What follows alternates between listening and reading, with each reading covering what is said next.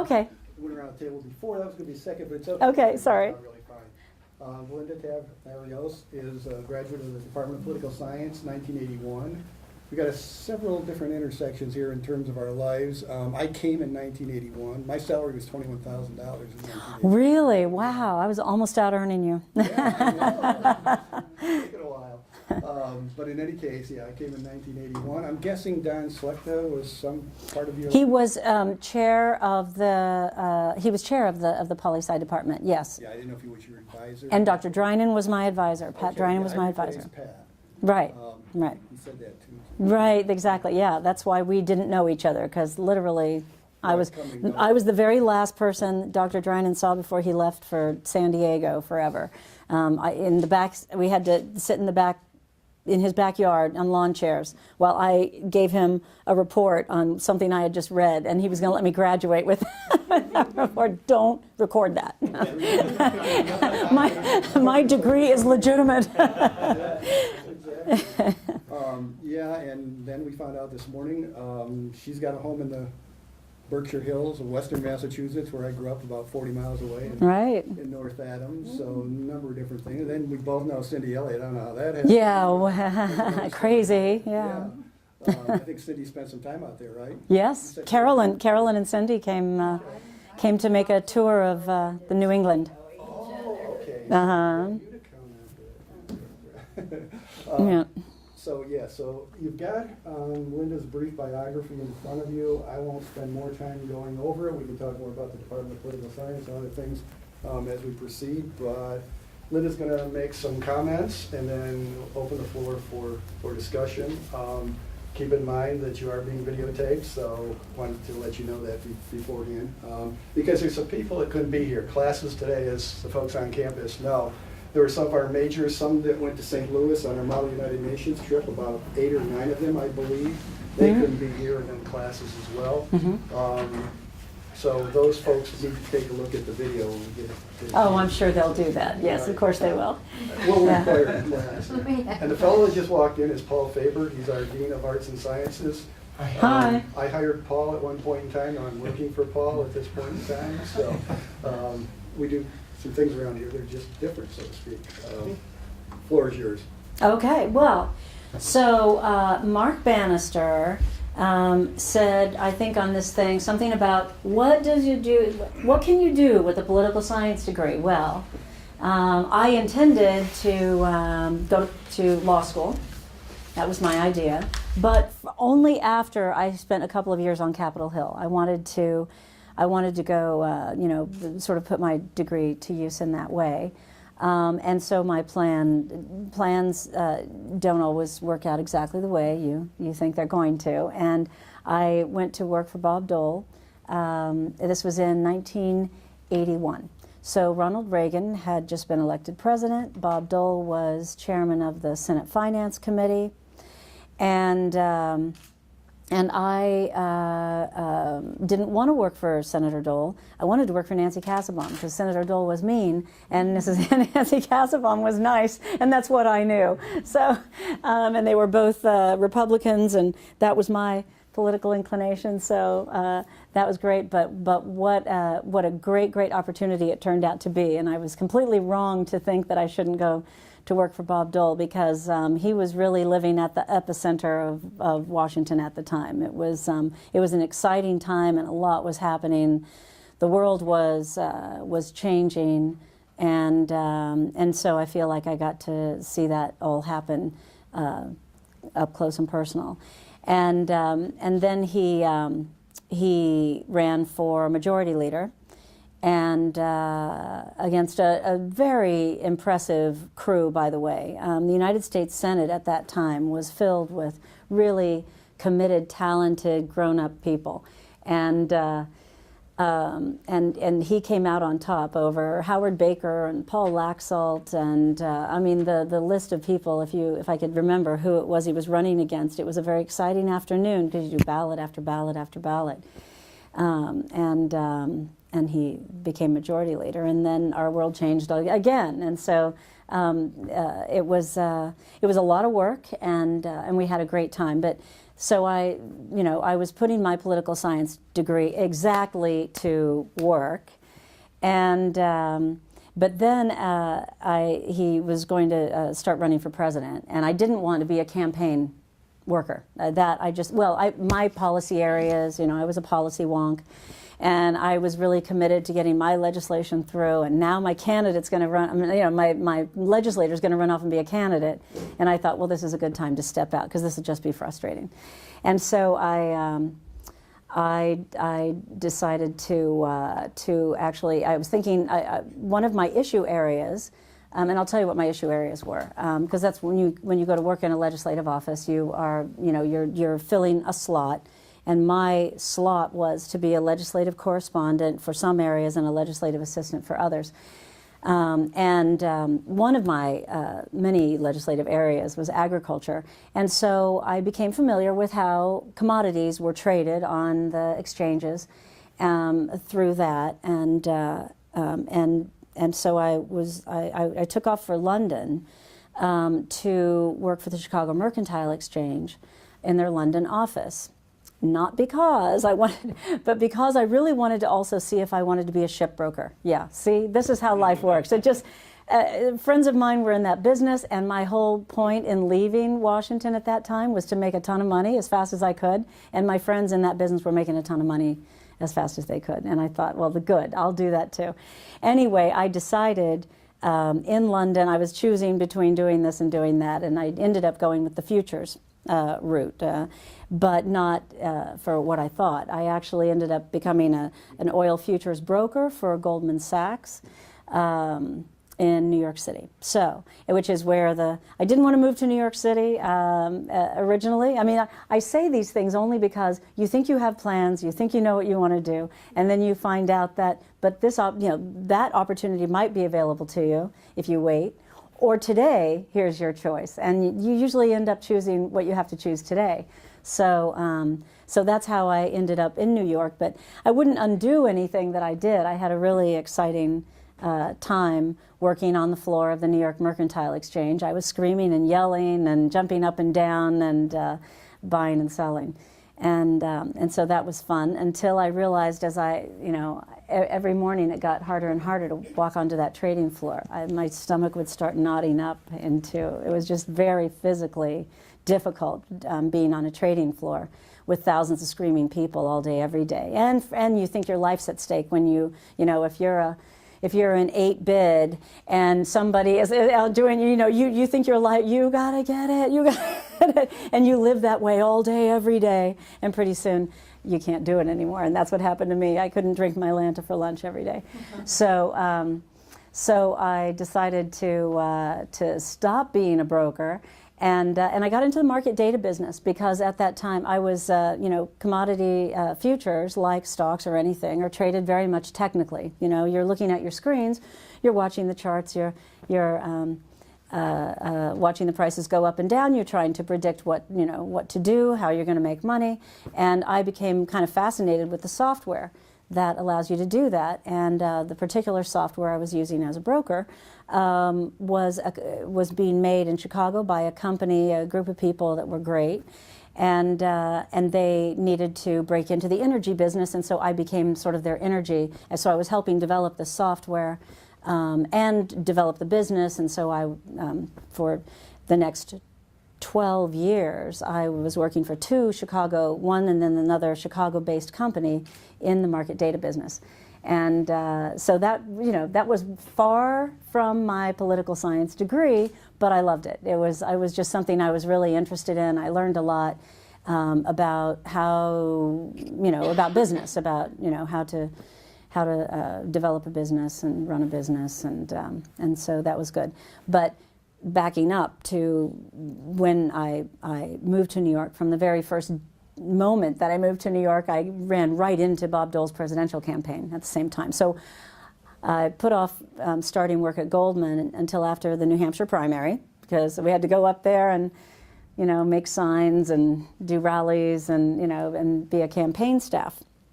And so from that moment on, that I left Washington because I didn't want to be involved in campaign work, but I've been involved in nothing but since. It just, because there's nothing else politically to do in New York, if you want to look at it that way. So you have to be involved in campaigns. And New York is where the money is. And so that's what I have been doing politically since, when was that, 1988. I have been helping presidential candidates raise money. So, and that is a lonely, godforsaken thing to do. It's hard, and that's why I do it, I have to say. It's that I look at it as my, that is my patriotic duty. I'm not going to run for president, I'm not going to run for the Senate. But I do think it's really important, for instance, I do think it's very important who our president is. The President of the United States has a big job, it's an important job, it's an influential job, and it really just matters.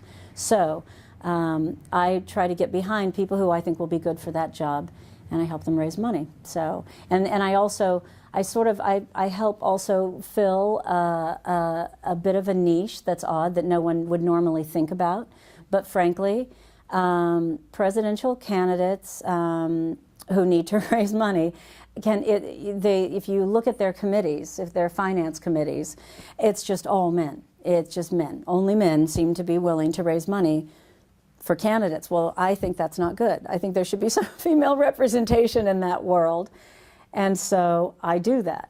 That's something that I can do, and so I was the only on John McCain's campaign, I was the only female finance co-chair of his national campaign. I was somebody who they could trot out to present, because it's a room full of men and everybody men, and so but it's a role to play that is helpful, because it does make other women also feel comfortable that they can be involved in a presidential campaign too. And in the fundraising part of it, anyway, because there are lots of women involved in the political side of a political of a presidential campaign. It's the money that's the problem. That seems that no women want to touch it. So, I do a lot of introducing at events, and I try to just be another face of America, presenting who we hope will be our nominee from the Republican Party. Anyway. So I have helped with Mitt Romney's campaign. I was on his finance committee as well, and on Jeb Bush's. That did not last long, and since then I have not been involved in So it's been now a couple of years that and it's been the longest stint in a long time that I have not been involved in a presidential campaign, because that is a longer time span than any other kind of campaign. You have to begin running for president years before you do the first campaign, first campaign thing. But you have to start putting your money together, and you have to put your team together who's going to raise your money. And that's what I am, a bundler. So it's not that I'm just contributing, it's that I am gathering contributors and I am gathering other bundlers and sort of helping push that whole sort of tiered organization where then you're getting all the way down to somebody's giving $100. But I am bundling, hundreds of thousands or millions of dollars at a time. And it's an anachronistic thing to do. I will say that. It's weird, actually, that, that it still comes down to just people who are volunteers, helping decide whether or not somebody's going to advance in a campaign. But And the big money can be raised online now. I'm not sure how legitimate that is, frankly. I think the online money is very scary. We first saw lots of money that was, questionable, frankly, a few years ago.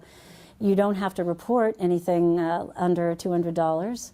And when you start seeing millions and millions of people, as someone who knows how hard it is to get money out of people for politicians, I don't believe it. I frankly don't believe all the donations I see happening online. I just know there aren't that many people who will give money. So I think that's something we have to be very careful about, and we're finding out more and more about that now with what's happening with Russian interference in our elections. I think that has been going on for quite some time, and not just Russia.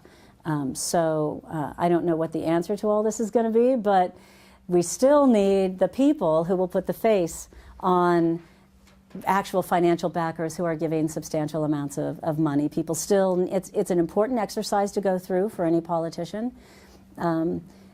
Sometimes, like a Donald Trump, you can get elected without that step because he didn't take that step, at least not in the way that everybody else normally takes that step. He did it quite differently. Linda McMahon is a friend of mine, but she gave $16 million to Donald Trump's campaign, and I just think that's crazy. But she has a good job, you know. She's very happy at the SBA. But so money in politics is, I want to talk about that just for a second. So I just wanted to explain to you my involvement, and that it's been a long time and it's been over several candidates. But the question that I usually get from people is, isn't it just corrupt? Isn't it just awful? You know, I mean, is this all right? And I don't have the answer to that. But I do know that, for the most part, it's well-meaning, and if as much as possible, I mean, I would personally support government-funded elections, as in England. I just think that we've come to that point where we have a big problem that we don't know how to solve, so I think we need to shut it down and let candidates compete on a level playing field, and let's see how smart they are and see how clever they are, what they can do with the same amount of money. That's what would interest me, as opposed to just who, you know, can do. So, and I had that experience close up when I was a student at Fort Hays State. I wanted to study abroad, and we found this really cool program that is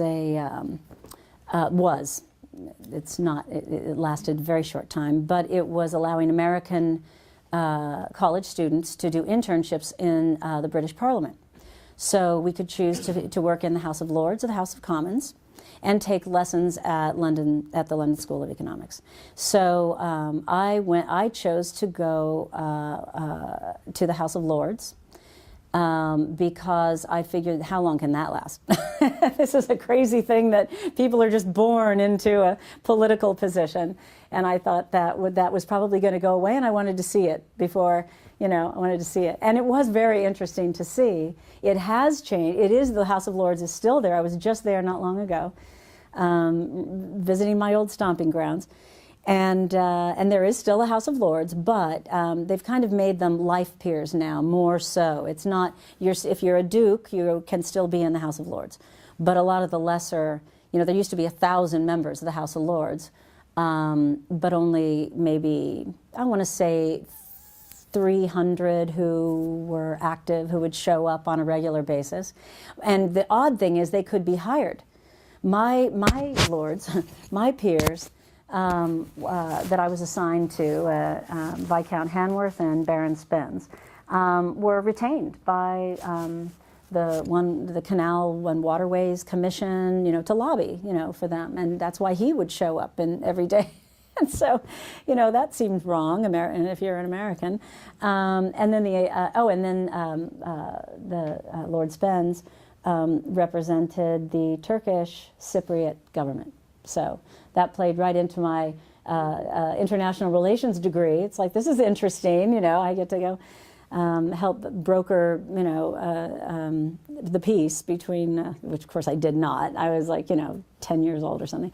So, but you know, I got to sort of do my part in helping bring together the Turkish Cypriots, you know, help rally Brits to their cause, basically. So anyway, so I had a very interesting time doing that. Why did I bring that up? Oh, the British system. So in the Commons, though, I would visit the Commons.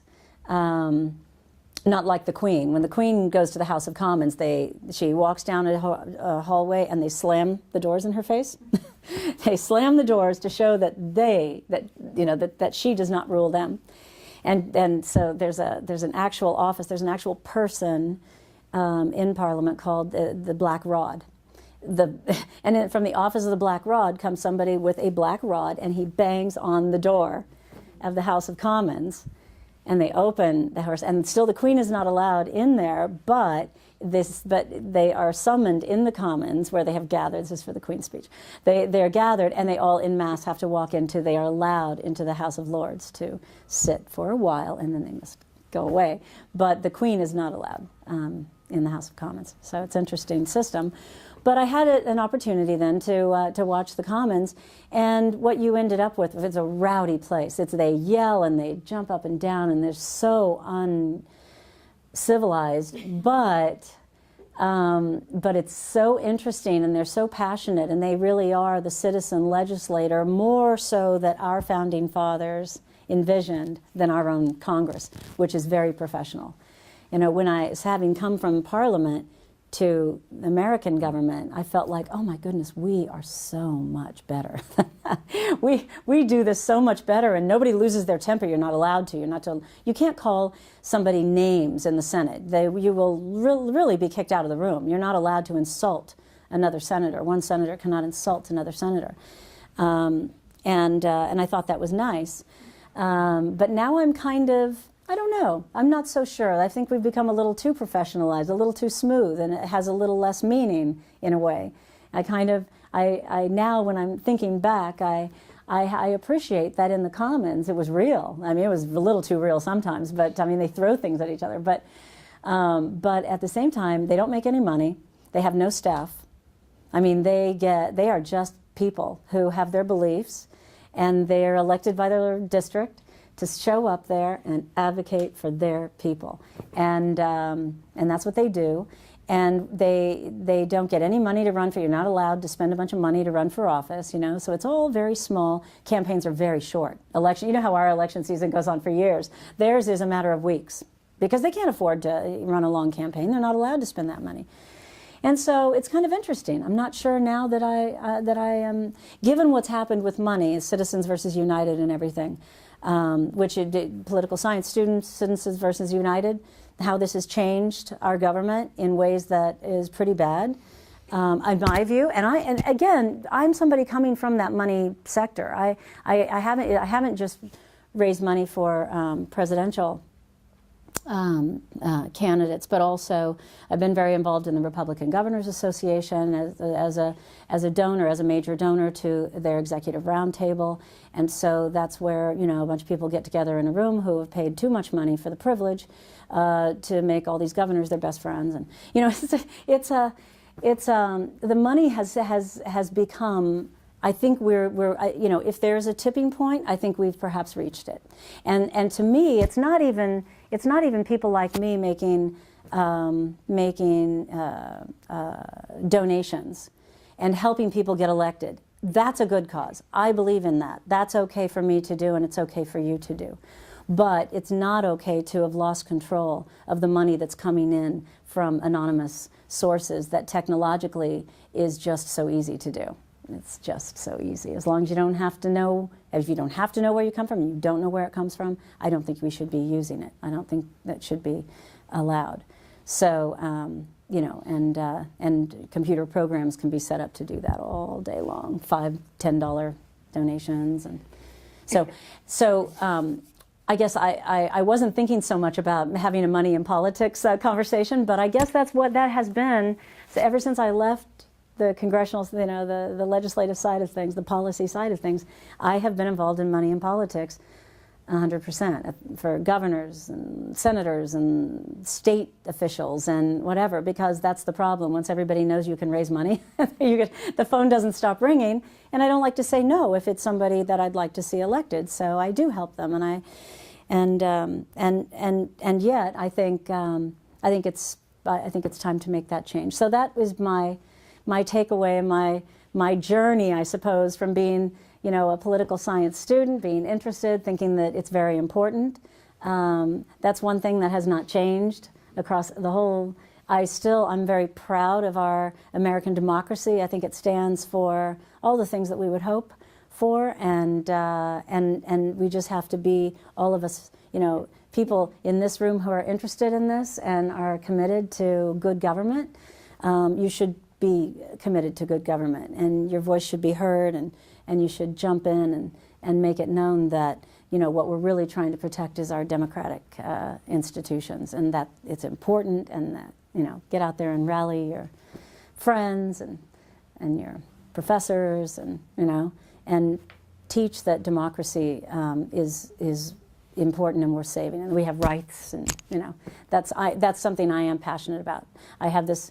I became a regent of a DAR chapter in Greenwich, Connecticut, because I didn't want to be involved in any presidential campaigns for the last couple of years, and I thought, okay, I'll do this because we have a historic site. The chapter owns a Revolutionary War tavern where George Washington and John Adams and Sam Adams and everybody stayed when they were, on their Boston Post Road between New York and Boston. And to me, that means that space, which is our tavern room, is like this size, even a little smaller. And that's where history was made. And I want to bring, kids in there and teach them. You're standing on the spot where, George Washington stood when everything was at stake. And then try to teach them what that means so they don't let it go. So that's my political science journey, and I love being back at Fort Hays. It's it's where it all began for me. So it's where it's all beginning for some of you, and I wish you well on your journey. But I will answer any questions that I think I can reasonably answer. I don't know that much. I only know what I know, and you've heard it all. So give me a shot, something. For campaign financing and everything, there's a new currency that is trending, not trending, Bitcoin. Yeah. Do you see Bitcoin playing a role in campaigns and what that might look like? Have you given that? I don't know. Nobody's accepting Bitcoin right now.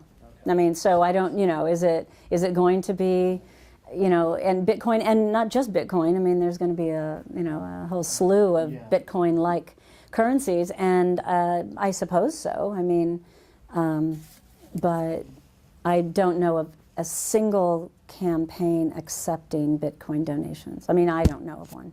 So we'll see. We'll see. Yes? Yes. I wonder about how the impacts on finances of the explosion of social media technology that we've had in the past decade or so.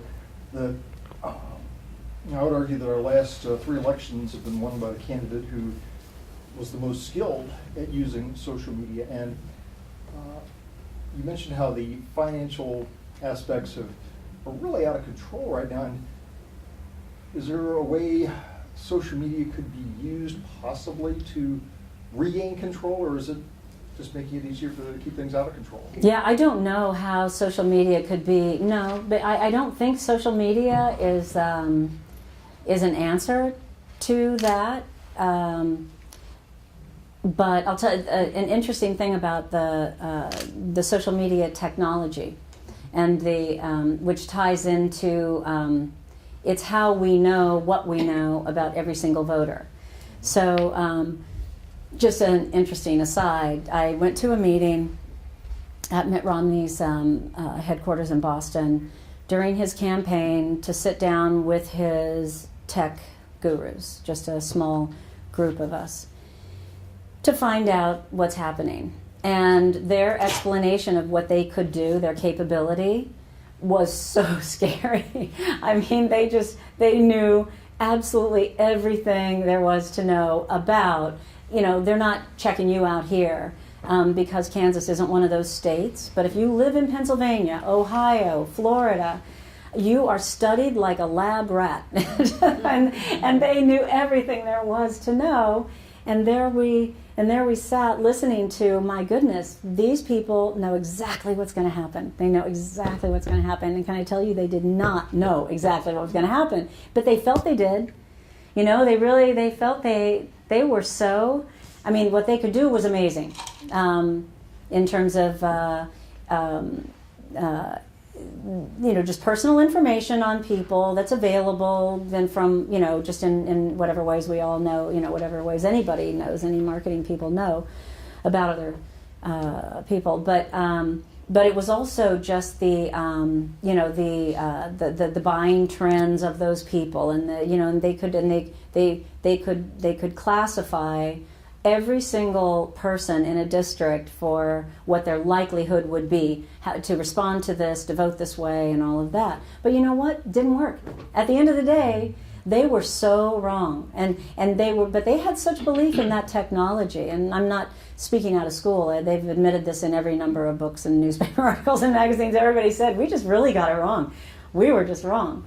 And those guys who were great guys, I love them, but they haven't been seen or heard from again. they kind of just slunk away because, and I was there in Boston again on election night when there was going to be a victory. There was going to be a Romney victory. That was every expectation that he was going to win. And there was going to be just a big party, and all the rooms were set up. I mean, if you gave this much money, you're in this room, and this much, and down you go. And everybody was having their party, and then it all started going bad. And they were caught completely off guard. Mitt and his whole crew, they were 100% sure because of that technology. They thought they had it mastered, and it turned out just that wasn't the case at all. That maybe those guys, I don't know, maybe they just didn't have the skill or the talent that they thought they did, but at the same time, maybe it's just not as predictable as they think. Maybe people just aren't quite as easily classified as you think, and you don't know what they're going to do. So the technology component is something that they can't help it. Of course, they're going to keep using that, but the Romney win that wasn't will always be, I think, a cautionary tale to people who think they've got it figured out. So, as we all know, the reason for limiting election times, the times that you can, the amount of time during which you can campaign, mm-hmm. and the amount of money for which you can use, mm-hmm. is really all in the name of democracy. It's sort of against commercializing democracy. Mm-hmm. Right. Do you see that happening here in the foreseeable future? The foreseeable future. Well, let's be farsighted as long as we're talking about it. Yes, I think I could see that happening. Actually, I mean, we've got a lot of hurdles, though. I mean, that would be. One of the things that would cause that not to happen for quite some time would be that it would be against the law. I mean, it would be considered right now against the law to put on those kinds of limits, and that goes all the way to the Supreme Court. That has already ruled on that. So that's the thing. I would see that there might even be a large effort. There might be some movement, to try to enact that kind of limitation, those kinds of limitations. But I don't see how. I just don't see how it can happen right now. Not much of a buzz about it. I don't think so. I really don't. Do you hear a buzz about it? I don't. I hear mentions from time to time, Yeah. mentions. I think it's a very foreign idea. concept. Yeah, it's a very foreign concept to Americans to think about putting limits on how they can express themselves politically. That might be anathema for a little too long, to an American. But if it came, there are some controls that, like for instance, I don't think you should be able to give a penny to a politician without owning up to it. I don't think there should be any anonymous money, period. And wouldn't that help? That limitation, but maybe that's something like, not putting a bump stock on a gun, and, maybe outlaw that, and we take that step and control that aspect, that aspect of a problem. And why not? I think we should do anything we can, even incrementally as we go. Just, if we see that's, why should you? Why should you be able to give $50 to somebody? Because you can come back and give them another $50 tomorrow, and you can do that every day. And then you've obviously exceeded the whole spirit of the law. Why should that be allowed? So yeah, but going British on the whole thing, yeah, I don't. Well, European no, but you know what I also have a similar sort of thing. Yes. They even do in Japan, except they don't go back. Legally, that's what they're supposed to do. But mm-hmm. Oh, but You know, they start campaigning. they squirt out around the edges and Once a month, yeah. put the lid on, but then Yeah. yeah. And I'm American, by the way. Yes. I mean, talk funny. You still. do talk funny. We get that under student evaluation. She needs to learn how to speak English. That's it, right. So yeah, I think we would probably be a long way off from those kinds of British limitations unless there's a real crisis. Sometimes a really big problem that everyone can't help but see is a problem, can cause a whole, sea change in thinking. But we haven't hit that. We haven't hit that kind of a understanding about money yet. So let's see it. It's great to hear about your taking advantage of that study abroad opportunity. Mm. Continue to encourage that in political science and throughout the university. In fact, we actually give a passport away to incoming freshmen, so that at least we take that barrier away, and so they can hopefully think about study abroad opportunities. Mm-hmm. You just can't. It's so valuable. I mean, it's one of those things where you can't know what you don't know. Yeah. And until you get to another country and look back at America, you'll be surprised at what you learn that you didn't know about America. But then also, it's good to see, other people living other ways. That part and your investment in democratic engagement, I mean, that's very important to us too. The American Democracy Project on campus, things that we're doing in political science. Actually, I discussed this at the last meeting about starting another pathway with American politics / democratic engagement. Mm-hmm. We've got a couple people developing courses right now with regard to that. But let me ask you to comment on something that you brought up here a second ago, and that's women in politics. Mm-hmm. Donald Trump has done his job in terms of getting Democratic women excited and thinking about running for governor. He is an inspiration, isn't he? Yes, right.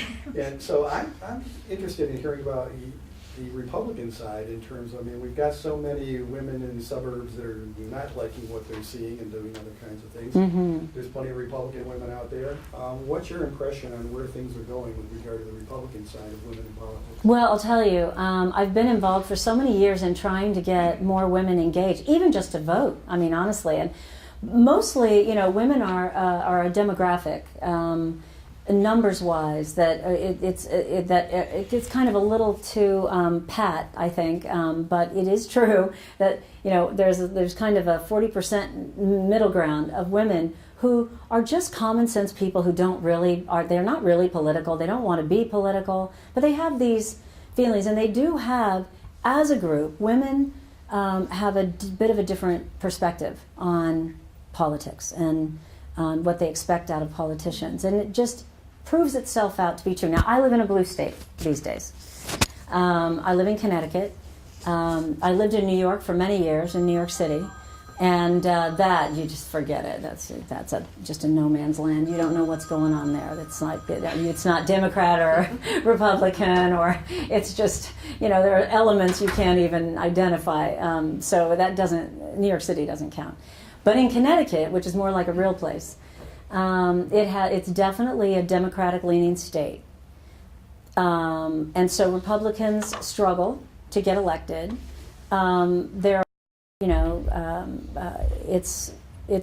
Connecticut has a little bit of the Kansas thing in the sense, except flipped.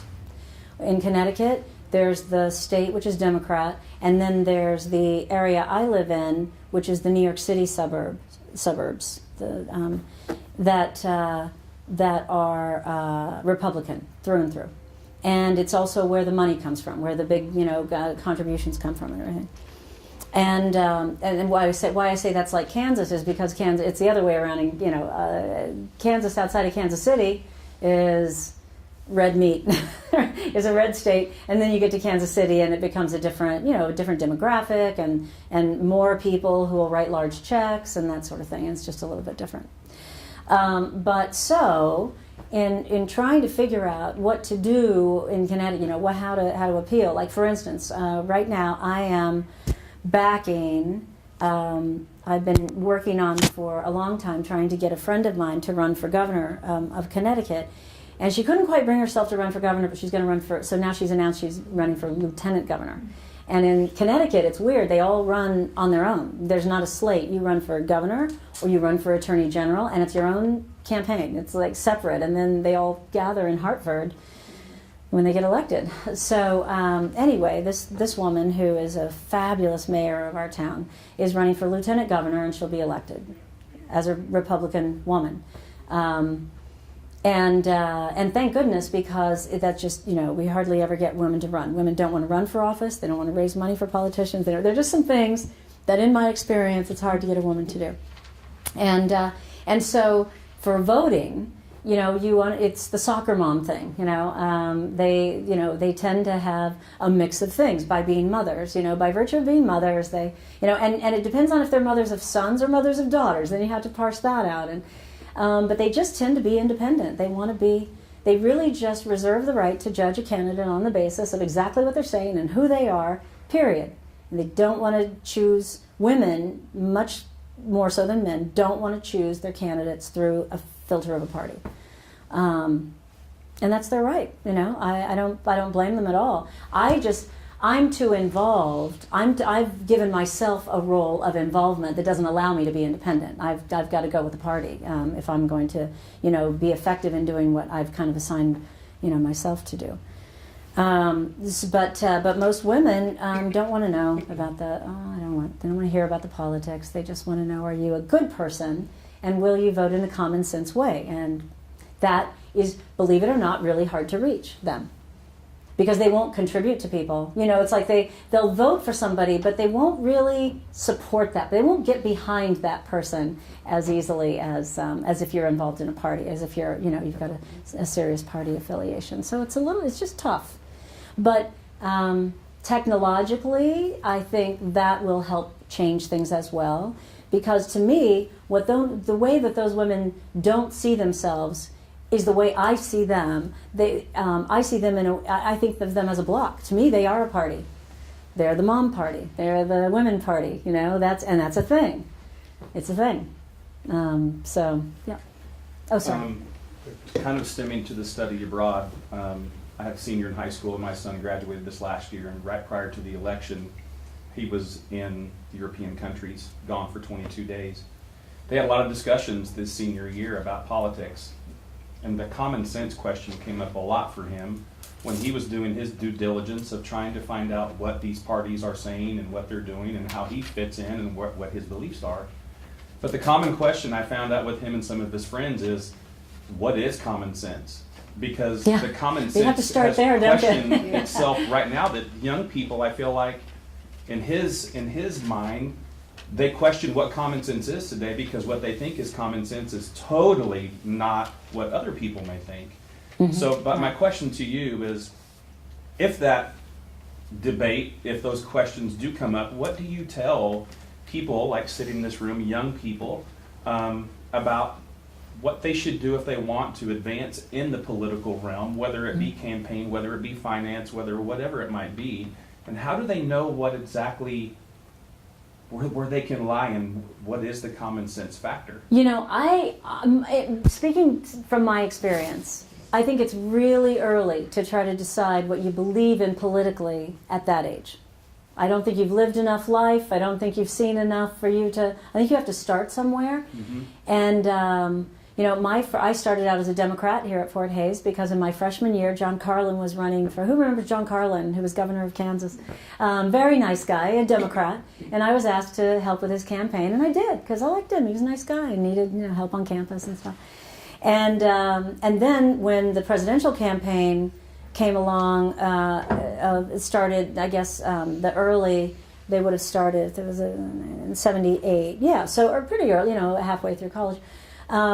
George Bush was talking common sense to me. What he said, I liked everything he said about the free enterprise system and the importance of how to work our government so that our economy could be strong and we could be free and all that stuff. Anyway, I loved George Bush, but he ended up not being the nominee. Ronald Reagan did, and that's great, and I loved Ronald Reagan too later on. But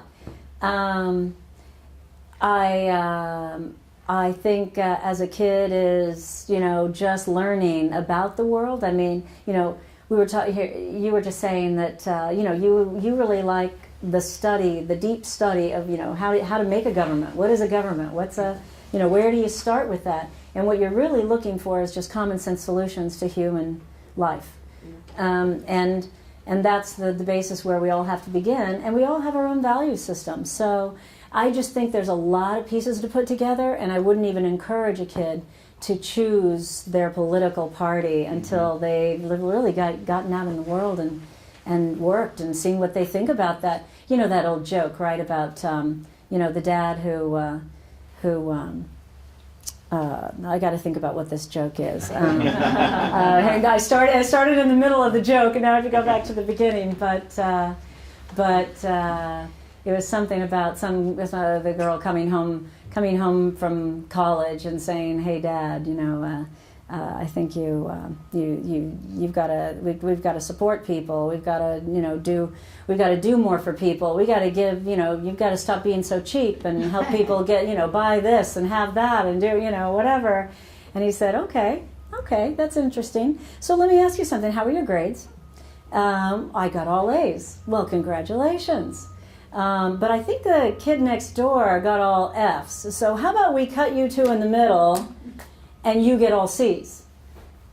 Dad, welcome to the Republican Party. That's the joke. But, you know, that's a stupid joke from a long time ago. But the point being that you just, you know, everybody's still experiencing things, making up their minds. They don't need to know yet what party they're in, but they should, you know, everybody has, at least we all are well-intentioned, I think. You know, this whole idea also, and this is coming from somebody, I don't draw, as someone who's been very involved in Republican politics forever, Democrats are not my enemies. I have lots of friends who are Democrats. I have no problem with people being Democrats. Democrats are good Americans, just like Republicans are good Americans. You know, everybody who's well-intentioned has nothing to do with what your party is.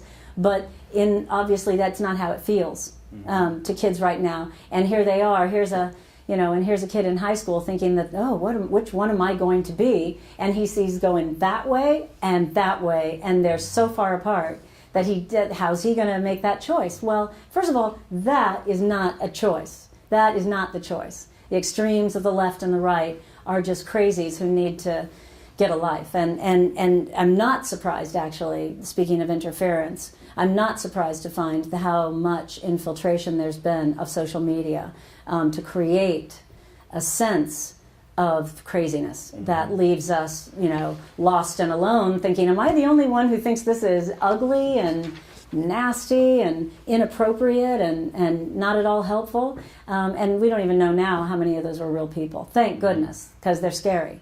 You know, I hate accidentally wandering into a chat room. I hate seeing what I see.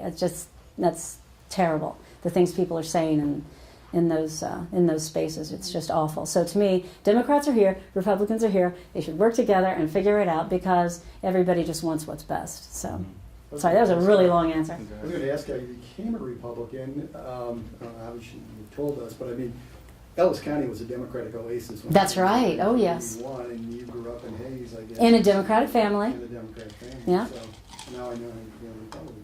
Yeah, in fact, I surprised my parents. At some point, they found out I was a Republican, and my dad just didn't, really? Like, when did that happen? I was like, I don't know, because it wasn't that big a deal. It shouldn't be that big a deal. This divide that we're having is unhealthy for the country. It's you know, we're not good and bad people, and that's how we're treating each other, it seems to me. And candidates also have to, you know, they have to show leadership and slap down instead of leading the charge. You know, I mean, what's happening in Congress, I don't even recognize those people. It was like I said, it was a room full of grown-ups when I worked there, and I don't know what it is now. And I know those people, but I'm not proud of them. I think they're doing a real disservice to us the way they are behaving. So, yeah. Yeah, I want to ask you. In my classes, I love showing students a video of Chris Matthews talking about the relationship between Tip O'Neill and Ronald Reagan back in the 80s. That, okay, they disagreed on some things politically, but outside of that, they were great friends. Yeah. Yeah. And whenever there was any kind of a crisis, it was always, what is best for the United States? You know, you never would have had Tip O'Neill say something like, you know, my job is to make sure that you're a one-term president. You know, that, no. that never would have happened. Okay? And you know, I'm just They were wondering- gentlemen. Yeah, and you know, I'm just wondering, how did we get from, you know, Tip O'Neill and Ronald Reagan to you know, now you know, Trump and Schumer, and Yeah. or even Trump and Anybody. Powell? Yeah. Yeah, how did Yeah. we get here? Yeah. My sister-in-law is like, she knows. Don't look at me. Well, full disclosure, I'm not a fan of Donald Trump, because I just think that this is a really critical time, and I don't mince words. I never have. I've always let people know what I think, and in some cases I paid for the privilege to do it, and so I'm not going to, pull punches about someone when I think he's a terrible politician, and because I just think that there's no excuse. That I don't care what your beliefs are. There's no excuse for treating other patriotic Americans like enemies. That can't be a good way to get anything done, and it won't be, and it isn't right now. It's awful. It's almost like it's almost like a plot to make sure that the Congress doesn't do anything, can't get any business done, so that we can go on our merry way and not be regulated on things and do what. It's so bad. It's so extreme right now that the work's not getting done, and Congress isn't doing its job. So, yeah, I don't agree with the politics of personal attack and belittling people personally in order to negate them politically. That's just going nowhere. We have to be able to have a government that works. And that government has to be people who work together. It's a democracy. You have to be able to take a vote, without having a sergeant at arms throwing people out of the room. So it's, the government's got to work. And so people have to behave. They have to behave like ladies and gentlemen. So, yeah.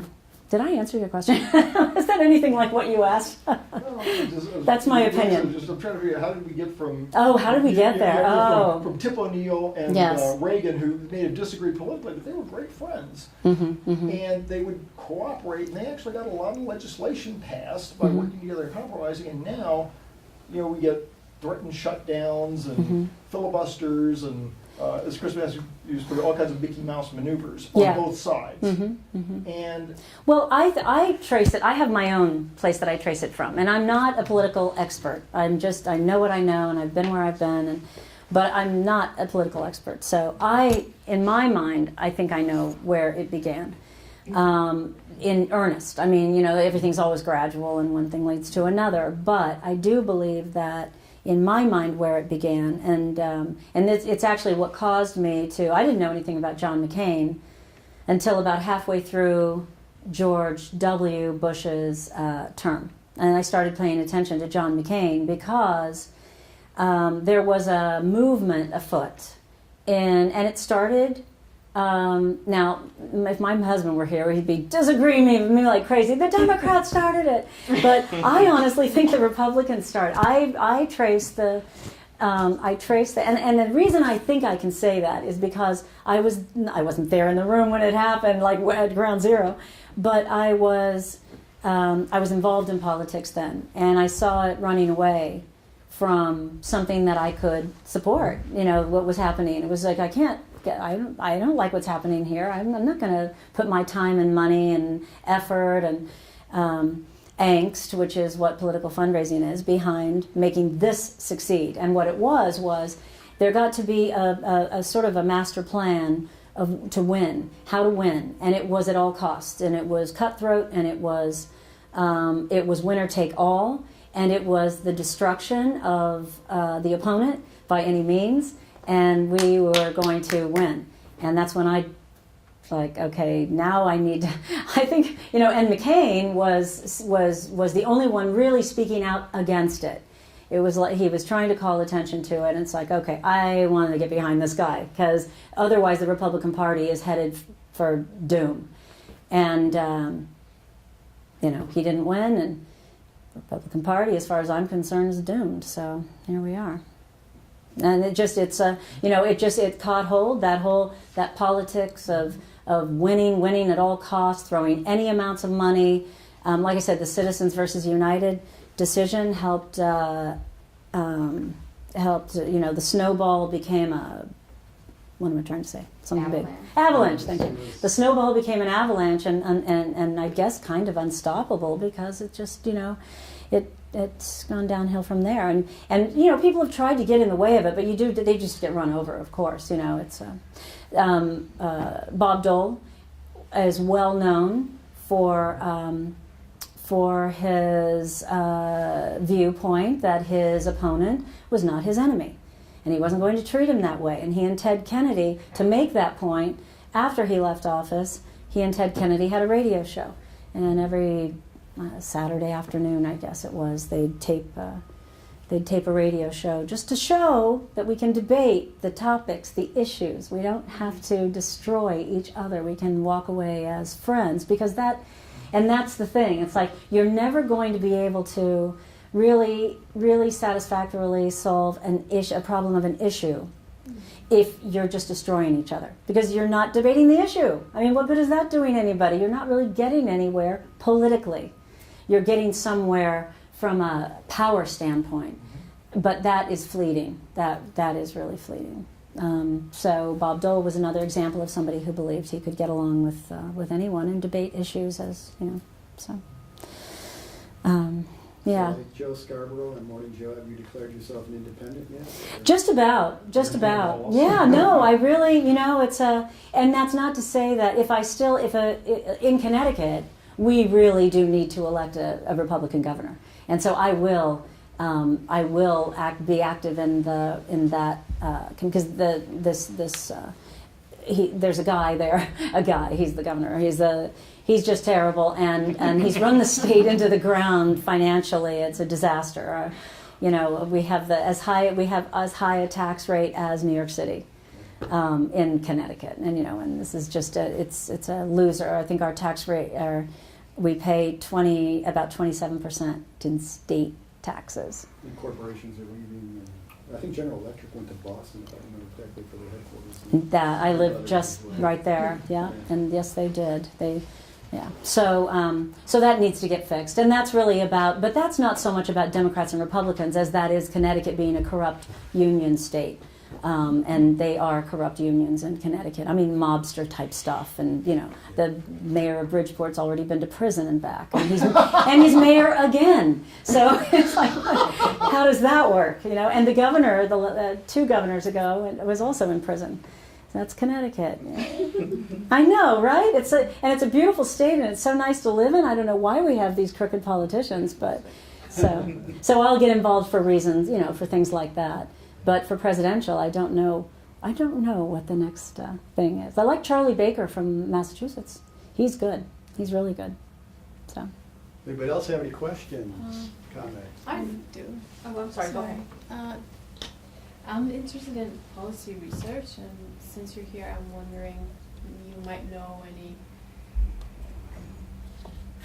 organizations that I might not know, and anything comes to mind that's worth looking at? Yeah, and there are so many, I suppose, but a lot of that is going on in Washington, in the Washington area, and my piece of advice about that would be, don't just take any job with any agency or with any Brookings Institution or Rand or whatever, but pay attention to what their leaning is, because right now everybody's got a slant. It's a shame, because to me, policy research that you might be thinking of should be just about coming to the best conclusion regardless of ideology. Mm-hmm. But right now, almost all of these places are very ideological. Yeah. Okay, so just pick your side, I guess, and then see who you. Okay. Yeah. Thank you. My name is Kathy David. I'm from the foundation, so I have interest in kind of your political fundraising. How do you go about doing that? It's funny. It's really very dumb. There's nothing smart about it. It's it's really just who you know, because you have to know where the money is, and they need to know you. The way it kind of works in reality is that, first of all, there's always a paid person at the center of it. Every presidential candidate has a finance director, and that's a paid position. But goes to the outside, usually recruits a couple of rainmakers, people who they're usually let's just say they're men. Right now they're just always men.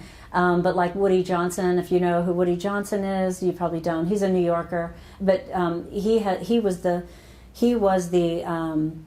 finance chairman, which is a different thing. That's the volunteer political, not the paid position, not the staffer level, but the guy who's sort of really running the organization. Woody Johnson is owner of the New York Jets, and he loves politics. So Woody was McCain's finance chairman, and then Romney's, and then Jeb's, and then Trump's.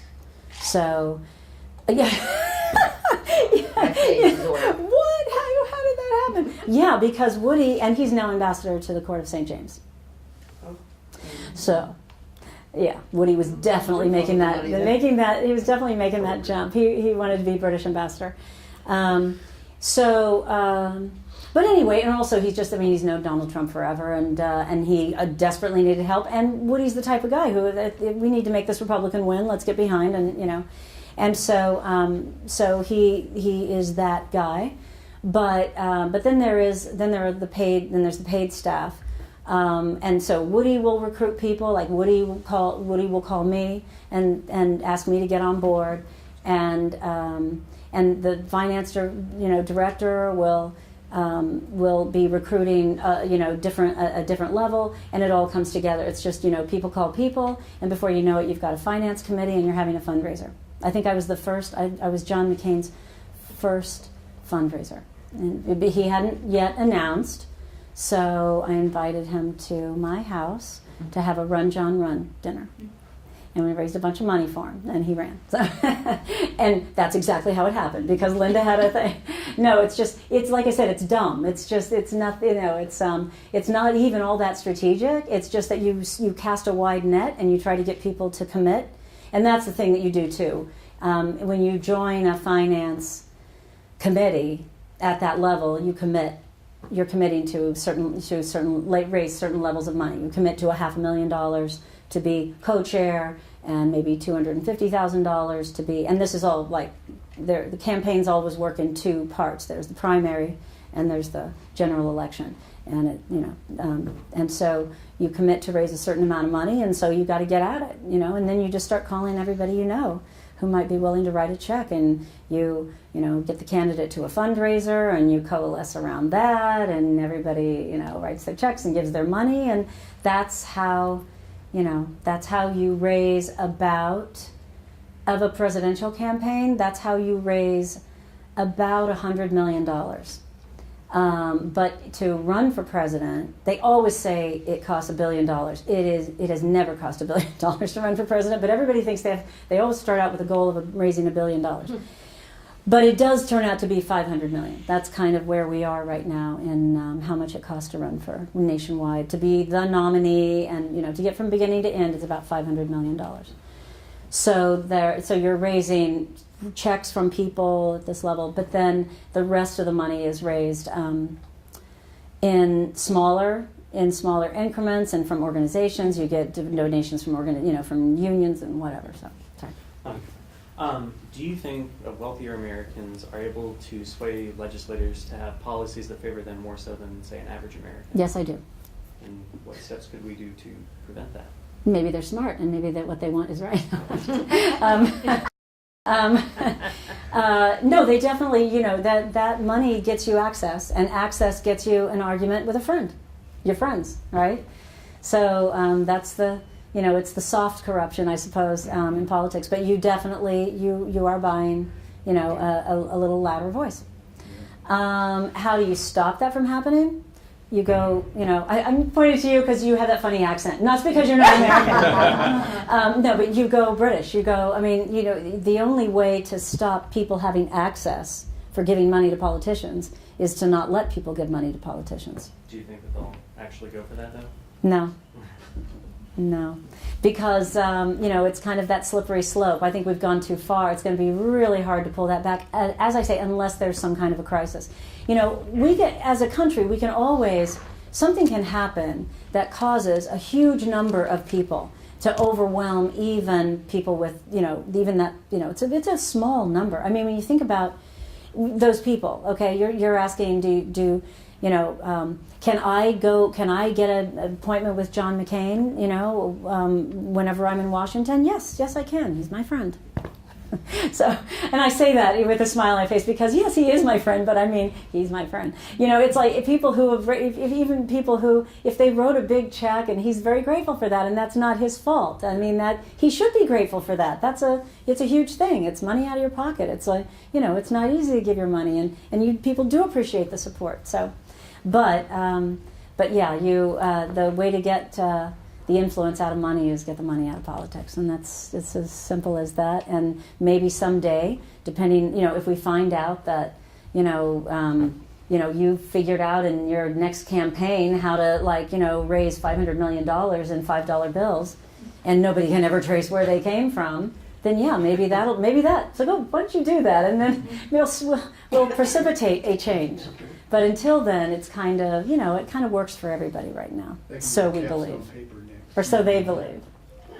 I will say about that, there are people that want to make something like this happen, and the way to do it is to have an Article 5 convention to assert that corporations are not people, to overturn the Citizens United ruling. Sure. And there's a lot of people that want to do that right now. Of course, it's a monumental task. You have to get so many state legislatures to vote for it. There's a lot of other people that are of the same leaning, but they're scared to do that because there's other people who want to have an Article 5 convention to make a balanced budget amendment to the Constitution, which would be a disaster.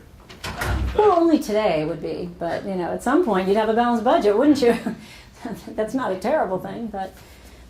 Well, the reason it's bad is because basically the way that you would do it is the way that they would balance it is they would get rid of Social Security. No, exactly. That's what I'm saying. It's a disaster. It's a disaster today. Yeah. So. Yeah. Well, the way it's going, that spending deficit spending is not going to stop. No. Yeah. No, that's the other thing, and that's what Not to sound all highfalutin and everything, but when Thomas Jefferson, was it Thomas? No, Benjamin Franklin, Thomas Jefferson. Now, see, here I am telling a story. I don't even know who it was.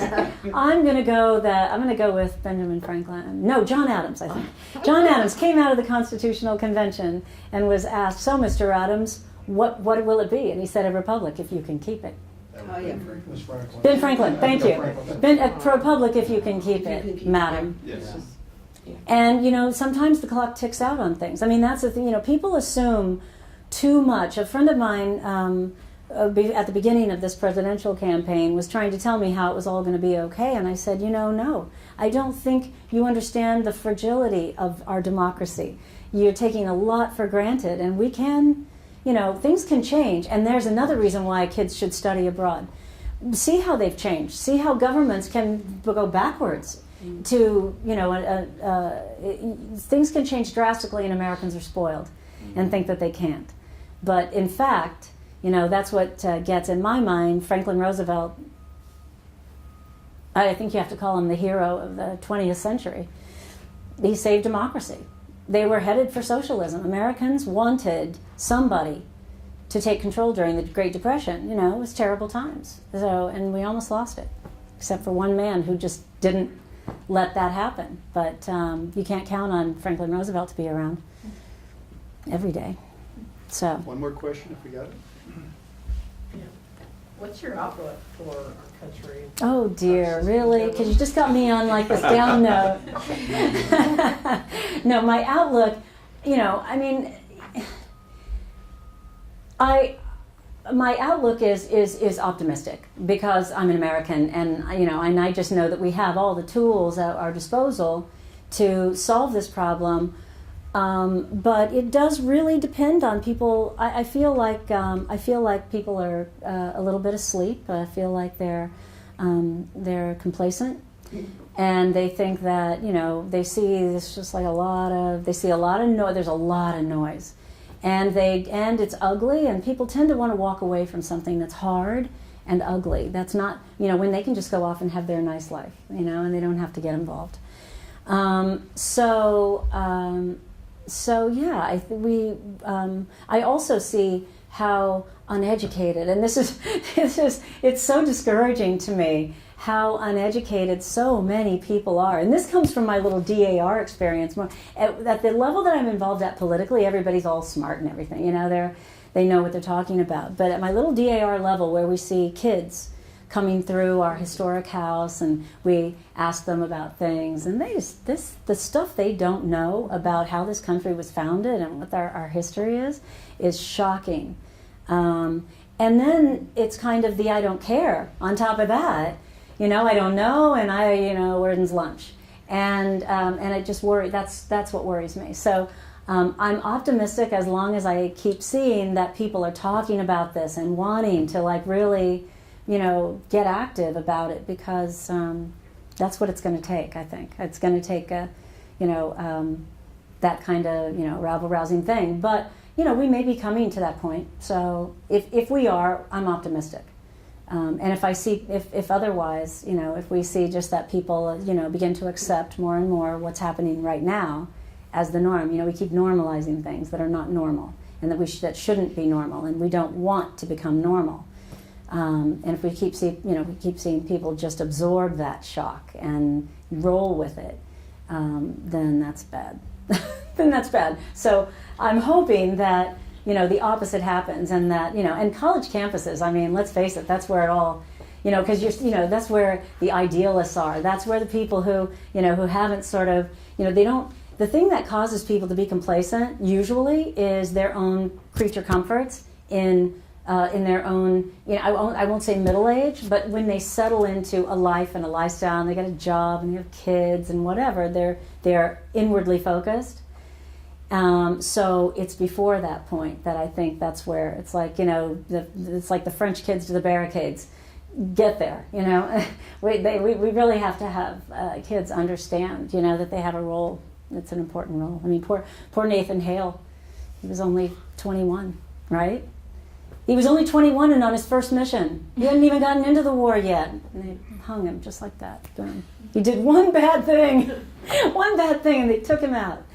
But that's what I'm just saying. It's the kids that have to get involved, because there's so many of them, and then they have the energy, and we listen to our kids too. We worry about our kids. We want the world to be good for our kids. I should have you come and teach a general education course in regard to the democratic engagement thing. Right. Oh, yes, right. I mean, from biology to chemistry to whatever. Yeah, but see, that's the thing. When I was a political science student here, and my boyfriend was a business major, and I asked him, and he was the Torch Award winner. I mean, he was super smart, and I would ask him about the political stuff, because that was my thing, and he had no interest in didn't know, and And then when I was in business later on, I'd hire those business majors, and they couldn't write a sentence because, but they were really smart with numbers. But so the general education thing is very important,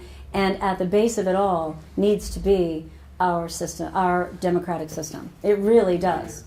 It's just that important that everybody understands that they can lose it, and then go figure out what you're going to do in your business career. When we don't have a free enterprise system. This is something I think we all preach. I preach it nearly every day. Mm-hmm. Don't let it go just by pure neglect. It's probably not going to go. We're not recognizing what it is you're giving away. It's like, go ahead, take that right. I didn't need it. And I didn't really care that my next door neighbor did, because that's not me. I mean, that's, rights right are... about the business thing. I fought 30 years with college and business. Teach them how to write a sentence. General education, written and oral communication skills, problem-solving skills, critical thinking. Mm-hmm. I'm Mhm. It just doesn't sink in very well. And these are adults we're talking about. We're not talking about the kids.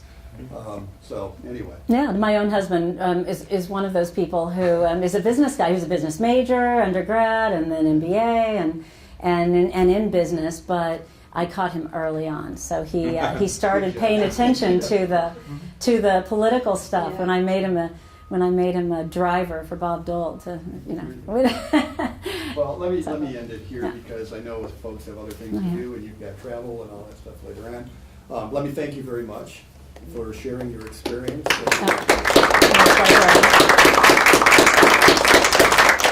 You need to come more often. I always love coming to Hayes. So. And to make you think about that, on behalf of the Department of Political Science, let me provide you with this little gift. Oh, you've bought me time. Yeah, Thank you. It also says Fort Hays State University, so when you put it on your desk, yes. you're reminded to come back again much quicker. Well, you're at a great place. I can tell you that. Fort Hays is it's fantastic. So. Thank you very much. Yeah, And let me thank you. all of you for showing up this Yeah, afternoon as well. thank you. Great crowd. And even the mainstream media showed